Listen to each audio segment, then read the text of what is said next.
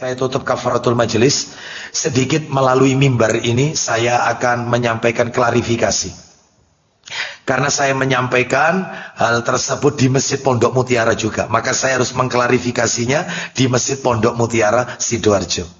Mungkin Bapak Ibu pernah menerima beredar TikTok atau mungkin IG cuplikan kajian saya. Cuplikan video dari kajian saya yang di situ tertulis bahwasanya judulnya horor judulnya, ya. Padahal makanya saya harus luruskan ini ya, klarifikasi. Judulnya di TikTok itu adalah bahwasanya seorang wanita yang dipanggil dengan nama suaminya, contoh ya, misalnya Bu Hasan, Bu Agus, Bu Bambang, atau Bu Joko, dengan nama yaitu suaminya, maka itu haram, dilaknat, masuk neraka, dan seterusnya. Ya, itu judulnya, TikToknya begitu. Ini salah paham sebenarnya. Jadi yang dimaksud adalah, yang saya maksud dalam hadis Nabi itu, yang dilaknat, bahkan bukan dilaknat, tidak dapat mencium aroma wangi surga. Itu yang benar. Tidak dapat mencium wanginya surga. Apa itu? Siapa? Orang-orang yang menisbatkan dirinya, bintinya, bukan kepada bapak kandung. Itu yang gak dapat bau surga. Jadi kalau ada seorang wanita atau laki-laki yang bin atau bintinya itu bukan kepada bapak kandungnya, tetapi kepada bapak atau orang lain, bukan bapak kandung, itu yang ancamannya, sekali lagi ancamannya, tidak dapat mencium aroma wanginya surga. Lah kasus ini terjadi pada dua hal. Kasus yang pertama adalah kasus wanita yang telah menikah. Biasanya di belakang nama wanita itu bukan nama orang tua, tapi nama suami. Nah itu di situ maksudnya. Jadi misalnya wanita itu bernama Farida, laki-laki itu calon suami bernama Hasan. Hasan menikahi Farida. Lalu Farida ini setelah dinikahi, di belakang namanya mestinya kan nama ayah. Ini tidak, nama suami, Farida Hasan. Ya ini yang dilarang.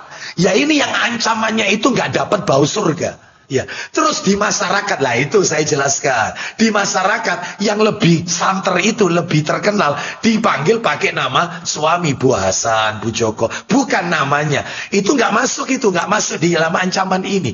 Itu kurang tepat maksud saya, kurang afdol.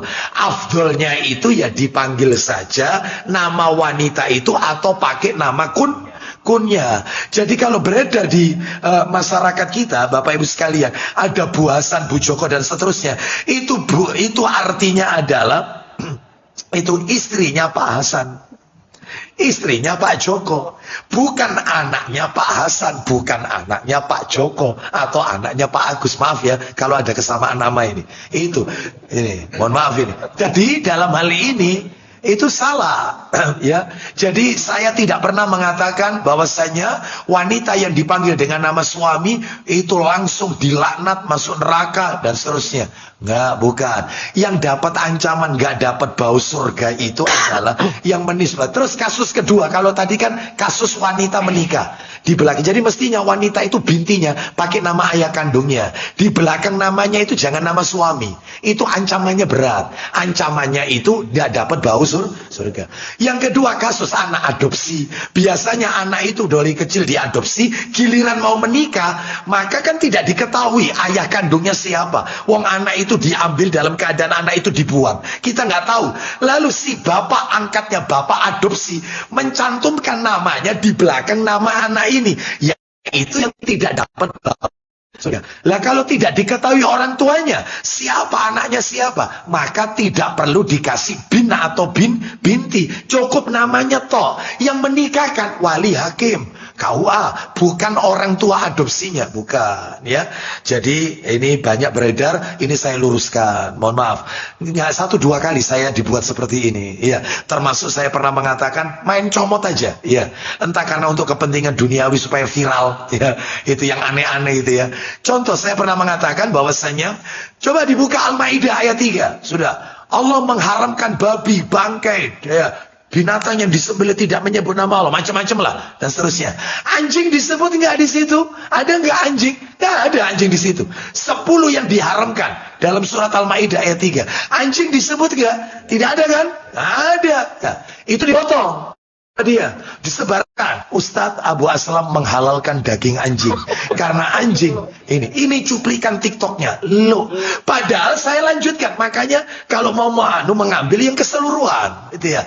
Padahal coba dibuka hadis. Nah, hadis binatang bertaring, anjing itu ya najis, anjing itu masuknya di situ haramnya. Itu termasuk ketika menyebut hewan yang dipukul, hewan yang tercekik, hewan yang terjatuh, hewan yang diterkam binatang buas, itu yang belum sempat disembelih, saya nyeletuk.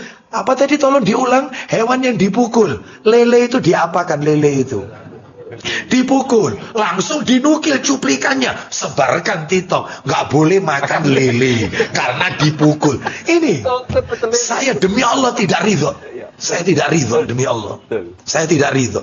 Ya, saya tidak ridho. Ya, dalam hal ini mohon maaf, ya lebih baik dinukil secara keseluruhan. Padahal dalam hal ini binatang air halal tidak? Halal. Ya, wallahu a'lam bishawab. Jadi tidak menjelaskan secara keseluruhan. Wallahu a'lam. Demikian kita tutup ya